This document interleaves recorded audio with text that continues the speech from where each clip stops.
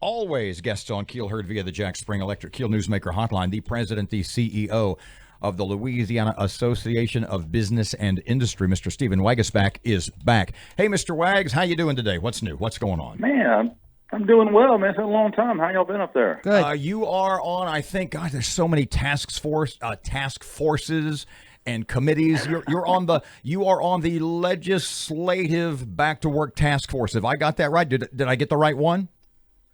Yeah, well, I'm on there's a legislative version and a governor version, and I've been appointed to the legislative version. Excellent. Well, A, congratulations. B, what you guys going to do? We had our first meeting yesterday, and look, it's an awesome group of business people from all around the state, and basically our task is pretty simple. When the economy comes back online, the legislature has asked us for ideas to get it going as fast and awesome as quickly as possible. And so we're going to work. We're going to try to give them some ideas when they come back in session in a couple of weeks, things they can do to spur investment, to make small business stable, to find workers and all that good stuff. And so that's going to be looking at tax code, liability protections. It's going to be looking at regulatory streamlining, trying to give them some flexibility, especially for the small business guys who are really taking it on the chin right now. So it was a great first meeting yesterday, and we're fired up to get to work. I guess I may as well ask you this has been my biggest question for a while. And we had Jay Darden on yesterday, and we had Senator Cassidy on earlier this morning, and I'd like to get your thoughts on this too. And it takes a second, so bear with me. It occurs to me that amidst all the task forces and the groups and the meetings and the committees and everything else, that at some point the president and or the governor, in this case Edwards, or Mayor Perkins here in Shreveport, whomever, when he's in the room with the medical experts and the economic people, at some point the question has to be asked, what's the longest we can go being quarantined, being shut down, and still economically come back? That's, to me, a question that has to be asked. Do you think it has? And in your mind, is there an answer to that? Well, I can tell you the answer. I don't know what's being asked behind closed doors or what's being said behind closed doors, but I can tell you right now we got to get back. And if you look over the last month where we've had the stay-at-home order in the state, let's not forget that there's been essential service industries that have stayed open the entire time. Hardware stores, grocery stores, construction. You can think of the businesses you've been to in the last month. And what have they done? They've made certain accommodations. They put hand washing stations up. They spaced out their customers. They put sneeze guards in front of the cashier. They've done smart little things to where they can continue to serve the public, and they help protect public health. We've seen the curve flatten while these industries have been open. So what that tells me, the model is already there. Go learn from what they did over the last month, encourage other businesses to do the same, and let other folks get back to work. You can bring people back to work and continue to do the little things that are needed to keep the public safe, because what's happened in the last 30 days. And so the model is there. It just takes the courage and the conviction to go out and learn from it and implement it more broadly. Stephen, let's talk about unemployment for a minute, if you don't mind.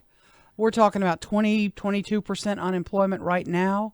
Some say the number's even higher because there's people that are weren't on the rolls before and weren't even looking for work. A lot of those jobs are not going to come back. How long, in your estimation, you're a business expert, how long is this recovery going to last?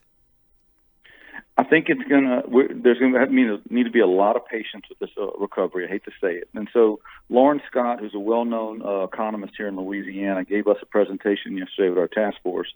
And he said, look, by the end of next month's numbers, you're going to see unemployment in Louisiana around the mid-20s, which is, for folks to understand, that's about the same level it was in the Great Depression. That's the last time they got that high, back in the 30s. And so this is pretty historically horrible numbers. And so when you, quote unquote, turn the economy back on, what does that mean?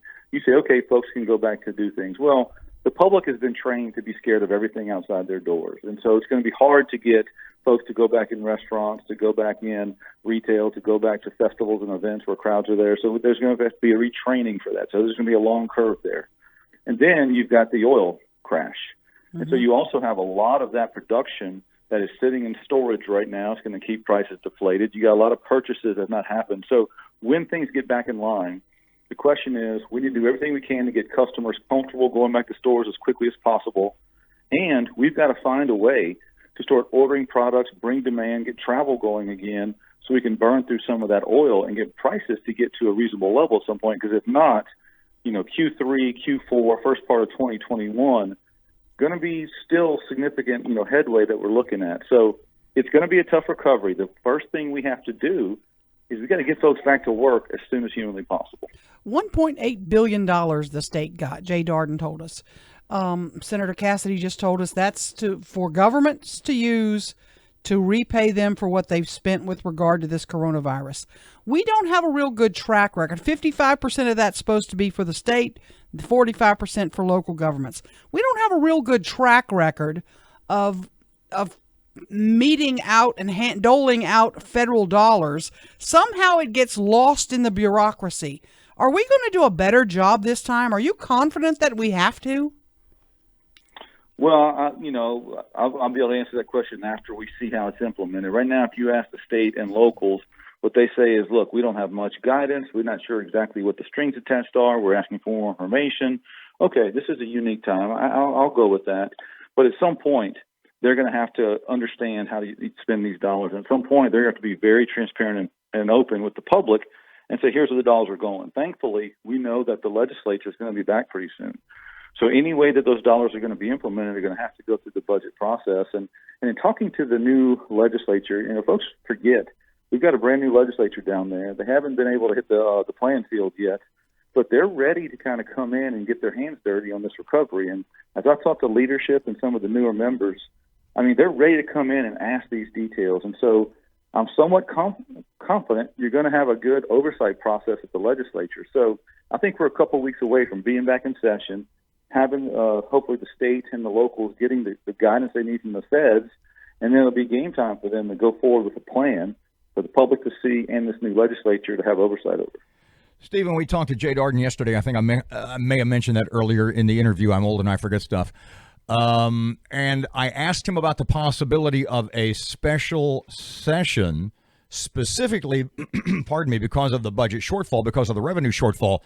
Is there any chance the governor could call a special session to want to raise taxes? And he said, maybe a special session, no new taxes. What are you hearing? What do you see as a potential solution? At least what do you think the governor's going to see and what the governor's going to want to do? In all candor, I'd be shocked if there's not at least one special session this year to help deal with this. And let me explain why. The Constitution says the state has to provide a budget for the next fiscal year by July 1. So, we're not that far away from that point.